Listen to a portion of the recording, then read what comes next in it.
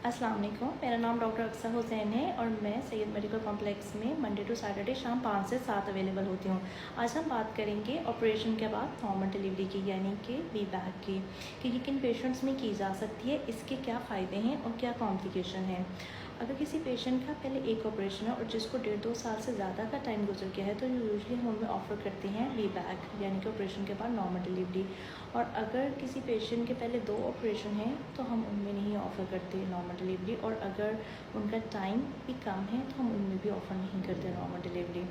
ऐसे केसेस में हम डायरेक्ट ऑपरेशन का बता देते हैं, जो कि यूजुअली अगर सब चीज़ें ठीक है तो 39 वीक्स पे किया जाता है। ऑपरेशन के बाद नॉर्मल डिलीवरी जो है ये एक छोटे सरकारी या छोटे प्राइवेट अस्पतालों में नहीं की जा सकती, ये एक बड़े सेक्टर में की जाती है, जहाँ पे क्वालिफाइड गायनेकोलॉजिस्ट मौजूद हो, प्रॉपर नर्सरी मौजूद हो और जहाँ पे बेबी की कॉन्टीन्यूस मॉनिटरिंग की जा सके, और अगर इमरजेंसी सी सेक्शन करना पड़े तो उसकी फैसिलिटी भी मौजूद हो।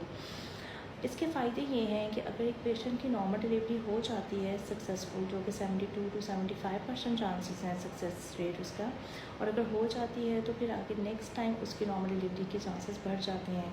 और एक बीमारी है जिसको हम प्लेसेंटा प्रीविया या एक्रीटा कहते हैं, जिसको जड़ों वाली बीमारी कहा जाता है, वो ऐसे केसेस में नॉर्मल डिलीवरी के बाद उसका चांस कम हो जाता है, जबकि ऑपरेशन के बाद उसका चांस बढ़ जाता है।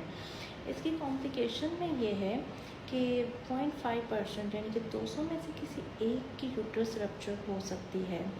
और अगर कोई ऐसे पेशेंट्स को खुद पेंस लगा के कोशिश करे तो ये नंबर इंक्रीज़ हो जाता है, यानी कि 3 से 4 गुना ज़्यादा चांस होते हैं यूट्रस रप्चर होने के। शुक्रिया।